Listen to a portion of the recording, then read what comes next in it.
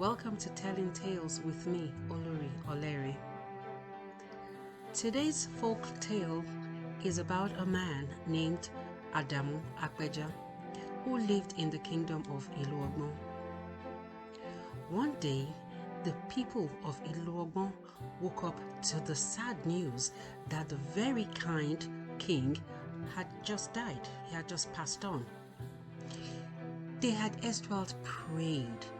They had erstwhile consulted the gods and prayed that their king will not die, because he was a kind man, he was a good man, he was a very wise king, he was a peace lover. The people of Iluogbon loved their king, but he was an old man, and so they were very, very sad when they woke up to the news that he had passed on. Now the king had a son. He had an only child who was a crown prince. He was young, and this was a young man who had lived all his entire life in the palace. He was spoiled, basically, always doted upon, always had his way. He was loved by his father, protected, shielded.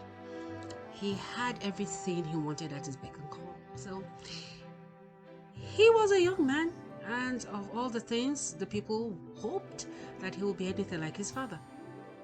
Soon enough, he was made king. And it turned out he was nothing like his father. You see, he was a young man who was brash, quick to anger, who didn't want to listen to anyone's advice, especially the chiefs. He felt he knew it all, and his word was law because he was king. So the people started to become very, very uncomfortable with this king. So one day, he had a meeting with his chiefs over an issue concerning one allied community, a neighboring community. His youthful ego was bruised. He wanted to go to war. He felt that was the only way to teach these people a lesson, for them to know that it was not his weak old father that died, but he was the person in charge, and he was a young one, and he was a smart one, and he would take nothing from anyone. Matter of fact, he wanted to expand the kingdom. It was a brash decision. It was his ego speaking. The wise chiefs tried to talk him out of it, tried to calm him down, tried to tell him that the best way to go about it was dialogue, to have a dialogue with this neighboring community, and to broker peace, because really it wasn't a big issue. But he would have nothing of it. But he was outnumbered in the decision making. And in the heat of the moment, he got so upset, he walked out of the meeting. And he just wanted to be anywhere but be in the palace. So he called his guards, some of his guards, and he mounted on his horse and he went on a trip around the village to get his mind off of things. Now, you see, by the palace was a river, the major source of water supply for the community, for the village. And it was a big river where people went to fishermen went to fish, people got water from and all that. So as he was walking by the river's side, he noticed that there was a man in a canoe at the center of the river who seemed to be oblivious of his environment, who seemed to be transfixed. He was calling out to someone or something that wasn't there. So the young king, as usual, got curious and irritated by one old man at the center of the river, and asked one of his guards, "Who is that? What is he doing? He obviously is just taking space and not doing anything there. And I've been watching him. I've been watching him for the past few minutes, and he's not doing anything." And the guards told him, "Oh, his name is Adamu. He's an old man. His legend has it that he's been coming to this river for the past 3 decades or more. He comes to the same spot every time. He casts his net and he calls out to someone, but the person never shows up. And then in the evening, or when the sun goes down, he takes his net and goes home. And the king wondered, so how does he make his living? How does he survive if he doesn't, if there's no source of income for him? And they told him, well, the villagers know him, and usually as courtesy and as part of sympathy, they donate their farm produce to him, and some bring him cooked food and all that. But that's the story of the man. I mean, there are different stories about what happened to him, but nobody really knows the actual story because the man never said anything to anyone. They only know he comes there, so they assumed he lost a loved one at that spot.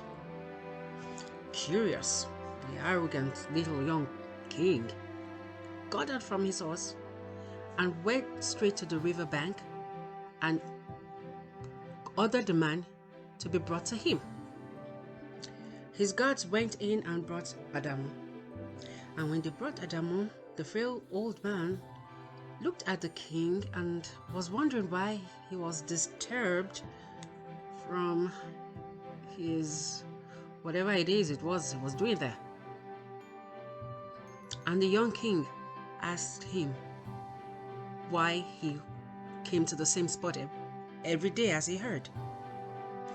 Adamu looked at the young king and shook his head and said, Your Majesty, your father was a very good friend of mine. I knew him. We grew up in this village together. You really want to hear my story? I hope when you do, you will pick up one or two words of wisdom and be something like your father. To this, the young king was taken aback, and his young kingly ego was once again bruised as he spoke harshly to the old man and called him out. Old man, do you realize you're in the presence of the king of Iluogmo? How dare you mention such arrogant nonsense to me? If I pick a word or two of wisdom from you, I'll be anything like, excuse you? I command that you tell me the reason, or I will have you put away. Adamu looked at the young king and told him and said, do you think I'm afraid of death? Do you think I'm afraid of you or what you can do? I've met your type and worse. If you want to hear my story, I'll suggest you take a ride around the village twice. Cool your mind down. Take things off your heated mind. And then you can come meet me under the palm tree in front of my house. And then we can talk. And then you can hear my story. Otherwise, Adamu continued to walk on. These old frail legs of mine are taking me home right now. So do whatever you want to do and do it fast.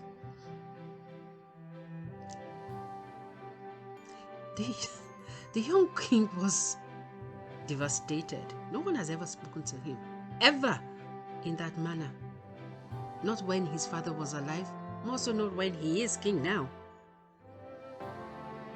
But he sort of admired the audacity of this old man. And so he mounted back on his horse and took the ride as Adamu had asked him to. When he got back, his guards led him to Adamu's house, and there he was. Adamu was seated under the palm tree in front of his house. And the young prince came to him and asked if Adamu could please tell him his story, and he wanted to know more about his father when he was young. So Adamu beckoned on him to sit and told him the story of his life. This is Adamu's story. Adamu was in his prime as a young man, successful, a young man in the village of Iluogmo. He was a fisherman. He was hardworking.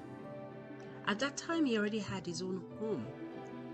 His parents lived with him. His mother was a wonderful woman, loved by the villagers. His father was a farmer, hardworking man. Adamu was their only child. They loved him. He was successful. He was the pride and joy of their family. But there was one thing Adamu lacked, and that bothered his parents deeply. And of course, made some of the villagers, especially his peers that were his age group, used him as a talking point that, well, although he might be wealthy, he has no child. He doesn't even have a wife, which was kind of, it was kind of odd, because the maidens in the village literally threw themselves on Adamu, but he seemed not to see any of them. He was focused on his job as a fisherman. He was so successful. Even neighboring communities came to buy fish from him because he sort of knew where to cast his net, how to pick the points, to cast the net and get a net full of fish, and the good kind. But the only thing he lacked was a woman in his life. He was not married. He didn't have a child. Of course, his parents consulted whoever they could consult, sought advice from people, tried to matchmake him with some of the maidens. It didn't work. But a wise man they met one time told them this. He said, Adamu has a very bright future. His star is bright. He will find a wife. He will find a very good wife, a very good woman that will love him, that will be loyal to him, that will be dedicated to him. However, Adamu should be very careful. He should be warned not to be carried away by the lust of the world, of materialism. He should be reminded that love trumps any form of evil, and he should love his wife very, very deeply and care for her. That was the only warning. Otherwise, he will find a wife. Soon enough, one day, while Adamu was out fishing, there was a rule about fishing in the river or be there at all. There was a particular time you could be there, you could arrive, and there was a particular time everyone should leave. Something happened, and Adamu's workmen, of course, left, but Adamu had to take care of things. He brought his canoe in and all that, and he overstayed. And while he was trying to pack up, he noticed someone appeared from nowhere. It was a woman. She called out his name, Adamu. He was surprised. He didn't know this woman. She was an old woman, but she seemed to know him well. And she told him, she said, I've been watching you. I know you're a good man. You're a pious man. You don't tell lies. You're good to everyone. You do right by everyone. And because of this, I know there's one thing lacking in your life, but I'm going to give you a gift. You see, I want you to go to that particular spot on the river and cast your net there. You see, that particular spot was that same spot the young king met Adamu years after. Okay? I want you to go to that particular spot, said the woman. Cast your net. You're going to catch something. When your net catches that thing, that item, take it home. Do not open it at the riverbank. Take it home. Take it to your room. Have your dinner. And then when you're about to go to bed, call your parents, open the item in front of them, and that is my gift to you. cherish it, take care of it, whatever you see there. Adamu was curious. It was like he could not even say no, like he was in a trance. So he did as the woman said, and when he brought out the item, because it was kind of heavy, it was a chest, a large chest, and something wriggled inside it. He dragged the chest all the way home and did as the woman said, had dinner with his parents and told them of what happened. They were scared. They were like, and you brought it home? What if it's some kind of wild thing there that's gonna harm us? Anyways, Adamu did as the old woman said and opened the chest in front of his parents. Ooh. Wow.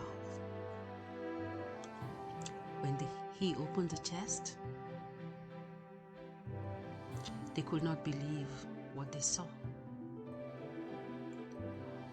Standing tall and beautiful was the most beautiful maiden their eyes had ever seen. She looked at them and kind of kept quiet and stared at him for a minute. And his mother whispered, "Is she from here? Can she talk?" And Adamu asked, "What is your name?" And she replied, "My name is Otito Alafia," which means truthfulness or faithfulness and peace of mind. And she stepped out of the chest and knelt down in front of Adamu and bowed down at his feet and said, "I have been made to serve you. I have been made for you to be your wife, to do your bidding, to serve you the rest of your days. I am Otito Alafia. I have been brought into your life." Wow. How pleased his parents were, especially his mother. Finally, a woman. And what was even better, Adamu seemed to like her. He had to like her. She was his gift. He had to like her. And it was a natural kind of affection. Otito Alafia was everything he wanted in a woman as a wife. He had wished for, he had dreamt of. She was the best thing that happened to him. And you see, during the time they were together, from the moment Otito Alafia came into his life, his fishing business boomed, prospered. He became wealthier. His friends that sniggered and sneered at him that he did not have a wife, probably had a problem or something like that, were speechless. May our enemies be speechless and of our success. You know what I'm saying? They could not say anything, but just admire him. And he lived happy. And his life would have been that of a case of a happily ever after situation. Until one day, one of his friends or one of his peers in the village had a set of twins, which was a rare case, a rarity at that time. So Adamu was invited over to the palm wine tapper's shed to have a drink with the boys. And when he got there, Adamu really doesn't take alcohol. So he didn't take anything, but just sat there and ate the bushmeat with them. He had his own bottle of water, gourd of water. And his friends, peers, decided to peer into, the secret to Adamu's goodwill and success. And they asked him how he met Otito Alafia. And he told them. They did not believe him. They were like, "Yeah, right. From the depths of the river indeed." How some people would not just want to tell you things about themselves, and they would have an open ear to your own secrets when you talk about it. And then they tried to find out how His business prospered that much. How? He could tell where to cast his net on the river. And he told them as much, the truth. He knew. He didn't know. It was just a lucky guess. They didn't believe him. And although they knew he did not take alcohol, some of his friends pressurized him and insisted that he took, which he did. After he did, he kind of passed out. And when he woke up, by the time he woke up, the sun was already down. All his friends had gone. Even the palm white tapas shed was empty. He had his back leaned against a tree, a very big tree. And when he opened his eyes, he saw 3 ladies in front of him, very beautiful ladies. Beauty in the eyes to behold, literally, to the word. And they looked at him, and they smiled. And then the boldest of them stepped forward and said, "How are you, Adamu? Are you okay?" He was startled. He wondered how they knew his name. And he said, I'm fine. Could you show me? I'm trying to get home, but it's like I'm woozy right now. I will see you ladies later. I'm headed off home. And as he tried to move, he seemed all of a sudden disoriented. He didn't know the way home anymore. So he went back and asked the ladies, "Could you show me the way home?" And the lady said, "How rude. Don't you want to even know who we are? To introduce ourselves to you? After all, we know who you are." And Adamu thought for a second, "I don't know how you know who I am, but okay. If you will show me the way home, fine, introduce yourselves." And then the boldest, like I said, of them all came to him and said, "My name is Agbiri. Look into my eyes, Adamu, and I will introduce my sisters to you. To my left is Oju Kokoro. You can call her Ikoko. To my left is Ojeun. You can call her Oj. The 3 of us are sisters. We are close. We're tight. We go everywhere together. We do everything together. Adamu, if you will, we could show you the pleasures of life. We could take you to places you have never been before. We can give to you what only your imagination can seek out." At this point, Adamu was almost getting into a trance, but then he remembered, "I have to be home to Otito, Alafia, and my parents." And as he was getting into the thoughts of going back home, Agbere quickly stepped in front of him and told him, "Look into my eyes, Adamu. Look into them, and I will show you things you have never seen before.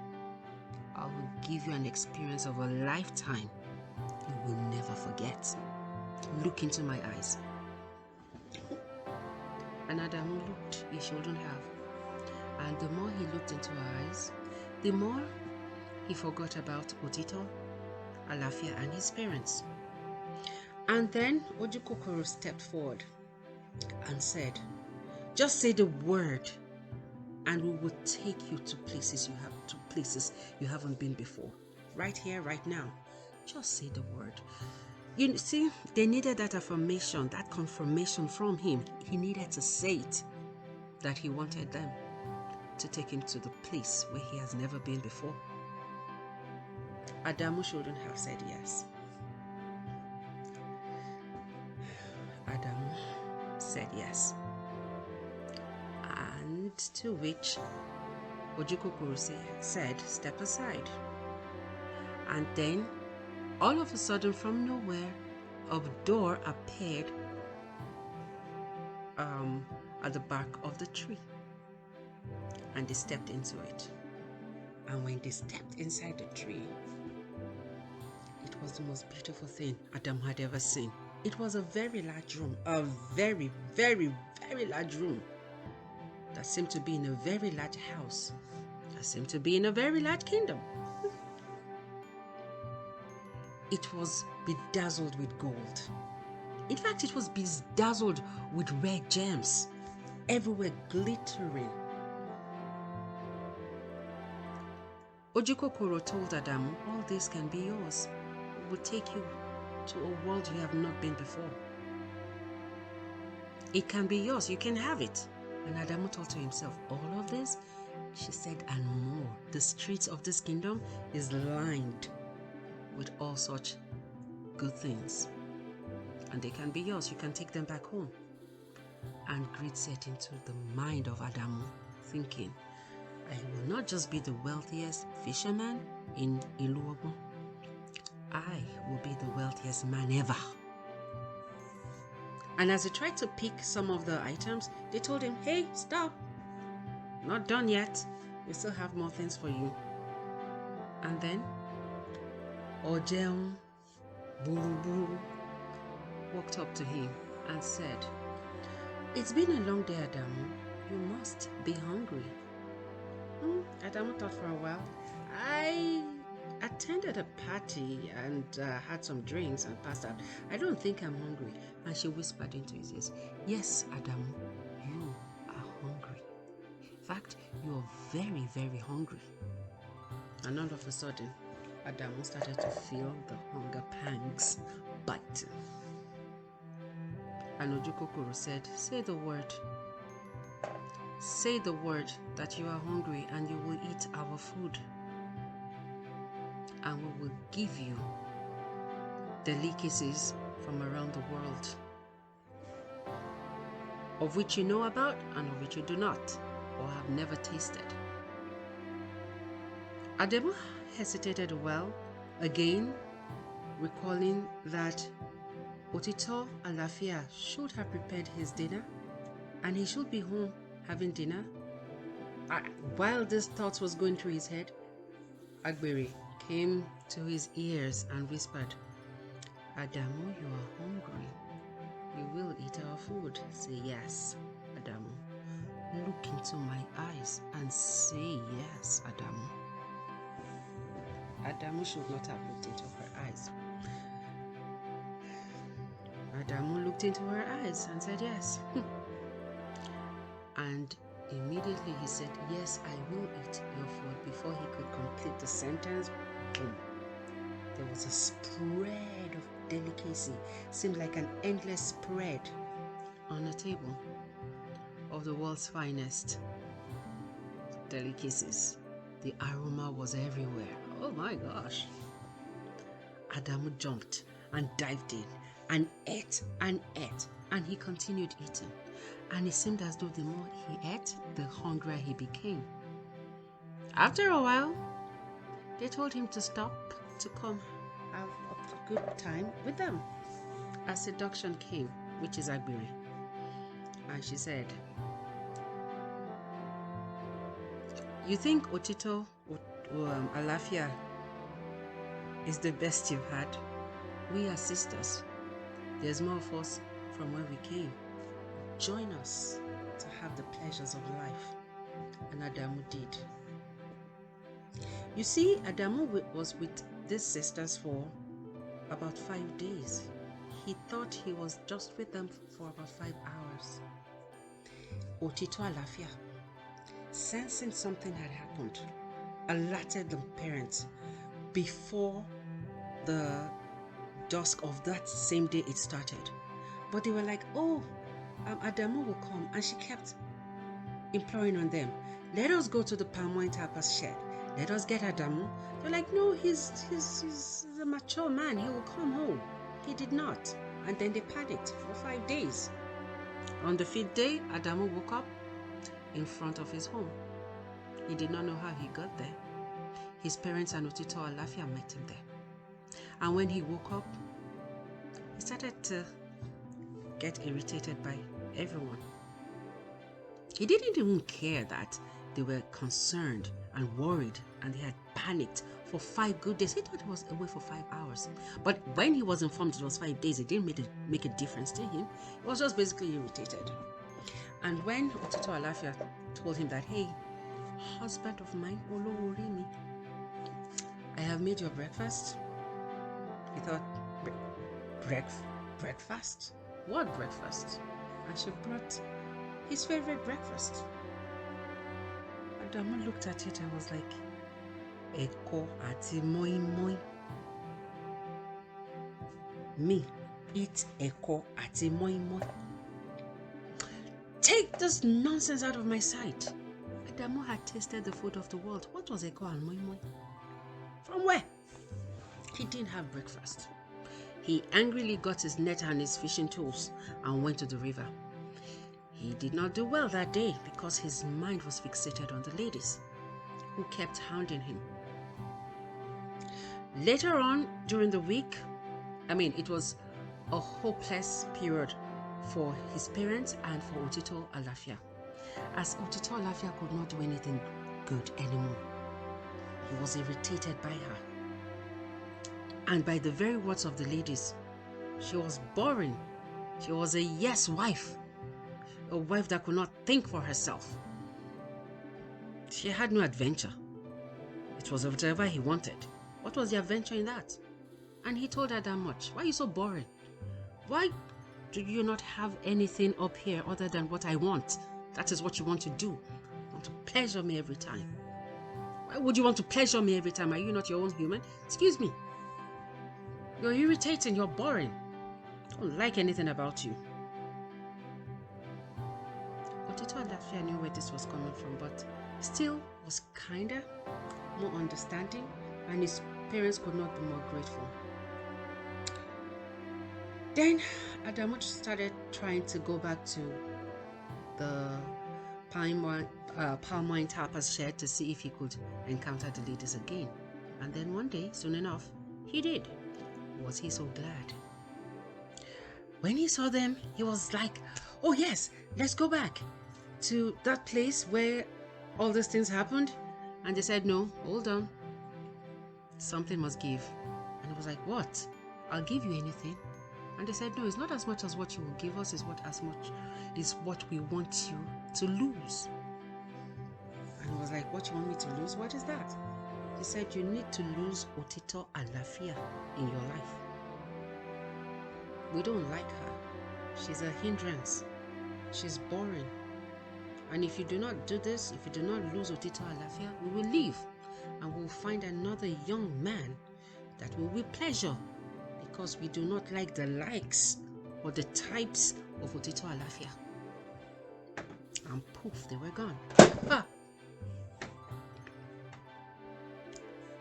Adamu was furious. He was angry. What brought Otito Alafia into his life in the first place? He needed to get rid of her. Matter of fact, he's going to get rid of Otito Alafia. There, she was gone. He stormed home in such a fury. He got home, walked past his parents. Otito Alafia was lying in the bed, had made his dinner. When she saw him, jumped up as usual. Oloworimi, that is my crown, my heart, my everything, my lord, welcome home. And as he was about to embrace him, pushed her aside, pulled out the chest from where she came, bundled her, put her inside the chest. She was shocked. His mother ran in. His mother ran in and called onto his father, who started to run with his old feeble feet. And they all beckoned on Adamu. What do you think you're doing? Stop! That is your wife. Oh no, she's not. This one is not my wife. This one is just a yes woman that wants to do my bidding anytime. She just wants to do anything I want. That's not the fun. There's no fun in that. That's not life. That's not the life I want to live. Bundled her in, and no matter how much they begged, no matter how hard they cried, Adamu turned deaf ears. His eyes were blinded to love. When they got to the river, Otito Alafia cried and begged and told him, these tears are not for me, they are yours. I beg of you, if only you know that I was made to pleasure you. If only you know that I was made to serve you, to love you, to do whatever you wanted, to complete you. I was made to complete you. If you return me, if you lose me, it's on you. You will never find me. I beg of you, my husband, don't do this to yourself. He wouldn't hear anything of it. And then he did. Oh, did he do that? He made sure that he threw the chest inside the river and watched it sink. And when it sank, he was satisfied. He heaved a heavy sigh of relief, like, yes. And he could not wait for the morning to go find the three sisters who were his newfound love. And then he told his parents, he said, if only you know what is good for me, if you truly love me, you will let me be. You will know I've done the right thing by sending Otito Alafia back to where she belongs, or back to where she came from. Are there these three sisters you claim you have never met them before? I know them. And the mother asked, who are they? Oh, you want to know their names now, do you? Okay, they are the best thing that has happened to me. They've taken me to places I've never been, done things to me, I have seen the good life. I'm talking about Agbere, Ojukokoro, and Ojeun. The best thing that has happened to me. The mother put her hands on her head. Where did you meet these horrors? She wouldn't listen. It's like old woman doesn't know what she's talking about. Anyways, this is his time, his life, his house. He could do anything he wanted to. And he was successful, so he didn't have to take permission from anyone to do whatever he wanted to do. Off he went to his room and he was ready to meet the ladies in the morning. As the dawn came, or as it was dawn, his father could not just bear it anymore. And his mom, they just went out to the farm to get their mind off of things. And as before Adamu woke up, the ladies appeared and woke him up. And Adamu could not be more pleased. When he saw them, he was like, yes, I have done what you asked of me. I have sent Otito Alafia out of my life for good. No, that he has sent Otito Alafia out of his life. So he's ready. Yes, ready to go with them. To go to that place, that world, where these local villagers have never been, have never experienced. The sisters looked at themselves and said, you did what? You removed Otito Alafia from your life. You removed truthfulness, faithfulness, and kindness out of your life, and peace of mind out of your life. Oh, nice. And as he was trying to pack something, he was like, do I even need to take anything? There's everything there. I'm ready to go. They told him, hold up. It's good to know you've done what we asked you to do, but you need to hear this from us. First of all, we need you to see us in our real form. And we need to reintroduce ourselves to you and let you know who we truly are. Adamu was thinking, oh, I thought it was good, it can be better. So yeah, who are you? And right before his very eyes, this beautiful wonders of the earth transformed into the most hideous creatures he has ever seen. And Agbere stepped forward and said, let me introduce myself to you. My name is Agbere Atoniyonje. That is, I am seduction, the deceitful. Meet my sisters. Olojukokoro Amotenitaraniko. I am greed and selfishness. And meet jẹun buruburu, which is gluttony and error to humanity. Good that you have done what we wanted. You see, the three of us, we roam the world because people like Otito Alafia are a hindrance to us. Love, peace of mind, truthfulness. Humanity doesn't deserve that. No human being deserves that. How dare you bask in love? How dare you have it all? How? See, we knew when you were successful, your hardworking pals. Yes, we knew that. We've been watching you. But you were not complete. You did not have true love aside from that of your parents. You were not married. We made sure of that. You had no child. You were not complete. And then you had to stay back at the river bank the other day and let her gift you with completeness, with peace of mind, with faithfulness, with truthfulness.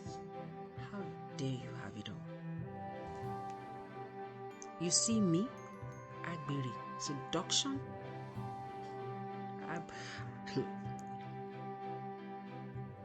I am yet to see any man or woman born in this world that can resist me. You see, we start by making your heart dark. We needed you to have darkness in your heart. And to have darkness in your heart, we make you forget the love you have in your heart. And then we come in and get you. You forgot about the beautiful woman you had. You forgot about the parents who loved you with everything they had, the fiber in them. You forgot about all their good words to you. You forgot about Otito Alafia, who would give her life for you. For mere pleasures and materialism. How dare you? And poof, they were gone. Adamu cried and ran to the village, to the river bank, got his canoe out, cast his net, and cried out, Otito Alafia mi, Otito Alafia mi. That is my peace of mind and my truthfulness. My peace of mind and my truthfulness. Come back to me. My faithfulness, come back to me. And he cried, and he didn't stop crying ever since. And he told the young king that he has been crying out to Otito Alafia for over 3 decades. His words to the young king and his advice, he told him, I knew your father. He was a good man. He was one of the best in the village. You see, that day that my friends invited me to the palm wine tapas shed, he was there, warning me. Adamu, alcohol doesn't go well with you. Adamu, remember your beautiful wife. Adamu, you're a good man. You're a successful man. We love you in this village. Do right. Remember your parents. If only Adamu had heeded to the words of the old king. So he told his son, the new king, pride goes before a fall. You see that ego of yours that wants to go to war? That is seduction talking to you, telling you to go to war, that you have a power you do not have. That is Ojukokoro telling you you can conquer these kingdoms and make them your own and expand your coast. No. That is gluttony, not in terms of food, but in terms of wanting more than you really need. You see these 3 evils? They still are here. They roam the earth, and now they have found you. Be careful and take heed to wisdom. And with that, he got up and went into his home. The young king was blown away. He was humbled. With teary eyes, he went back to his palace, apologized to the chiefs, and he became one of the wisest kings that ever lived in Iluogbon after his father, because he heeded to the words of wisdom. The moral of the story is, remember to love, remember to do right by those who love us, who would give the world for us, to treat them right. They might not come as the richest of people. They are the ones who will give what they do not have to pleasure us. Let us be careful about the worldly, materialistic world we live in. Let us be careful in our pursuit of our own happiness, not to encounter greed, not to encounter seduction in any form, not to encounter gluttony in any form. Bottom line, do right by everyone, do right by yourself. Keep it happy, keep it in love, and keep it in wisdom. Thank you for watching. I remain Olori Oleri. See you next time. Bye.